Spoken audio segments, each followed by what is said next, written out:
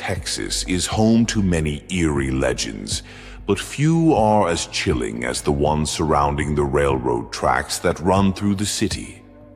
For decades, locals have whispered about a haunting that lingers near these tracks, a presence that can't be explained by science or logic. It all began many years ago, when a school bus full of children tragically stalled on the tracks, unable to move. The driver worked desperately to start the engine, but there was no time. A train, barreling down the tracks at full speed, collided with the bus, and in an instant the lives of the children were cut short. The crash was a horrific tragedy, and the memories of the young souls lost that day would haunt the city forever. But as the years passed, strange things began to happen. People passing through the area would report unusual occurrences. It started with minor things, an eerie feeling when driving down the road, a chill that would settle over the car as it approached the tracks. But it didn't take long for the stories to grow, and they became more than just whispers. The most disturbing legend to emerge from the tragedy was one that would send shivers down anyone's spine.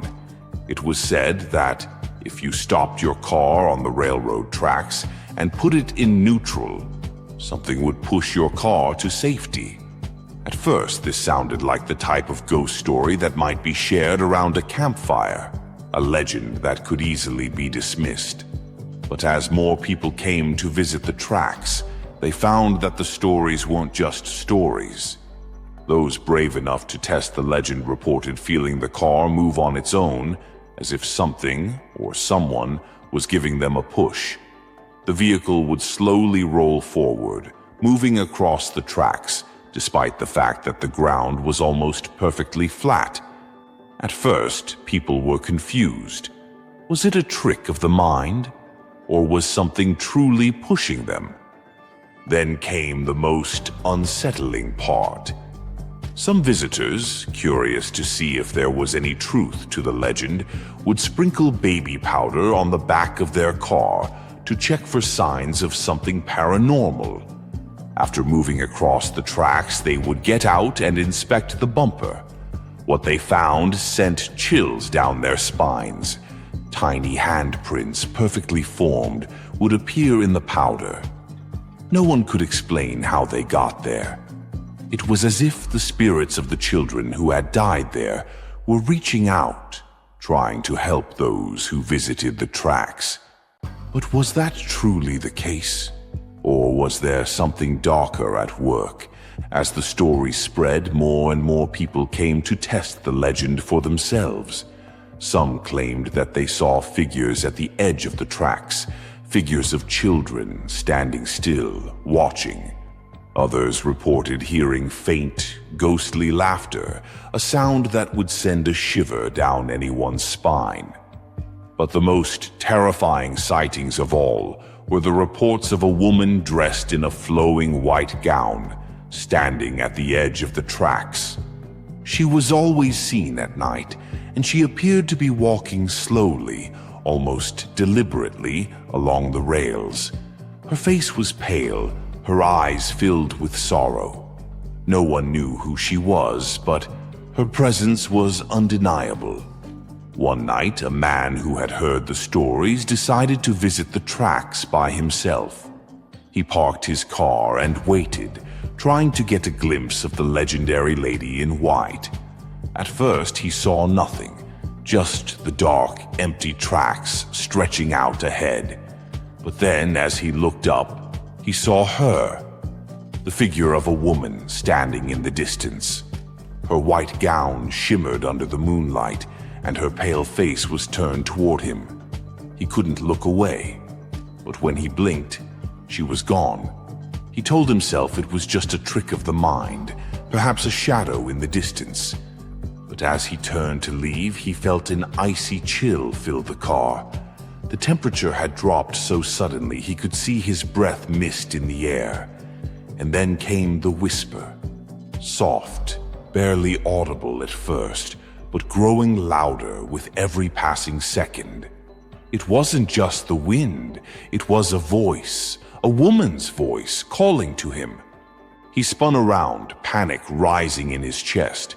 There was no one there, but the voice, the whispering, continued, growing more insistent. He couldn't make out the words, but he could feel it. Whatever it was, it wanted him to stay. Terrified, he sped off, but the feeling didn't leave. It was as if something was following him, something he couldn't shake. He checked his rearview mirror over and over, half expecting to see the lady in white standing behind him, staring at him from the dark. And then, there are the reports from others who have heard the train. The deafening sound of an oncoming locomotive, so loud it rattles the windows. But when they look, there is no train in sight. The tracks remain empty, and yet the sound grows louder, almost as if it's approaching from the very air around them.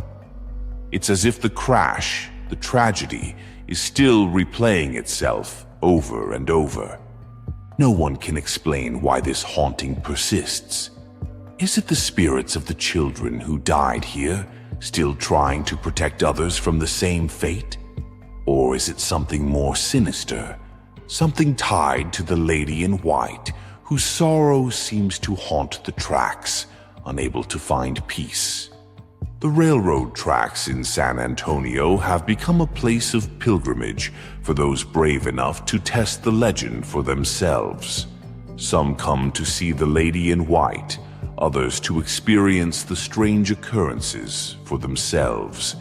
But no matter why they come, all who visit leave with one common experience, a sense of fear, a deep unease that lingers long after they've driven away.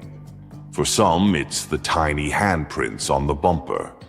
For others, it's the whispers, the cold breath on the back of their neck. But whatever the encounter may be, there's one thing everyone agrees on. The tracks are haunted, and the spirits that linger there are not ready to move on. So, what would you do? Would you stop your car at the tracks, testing the legend for yourself? Would you dare to face the lady in white, or the unseen hands that push the cars to safety?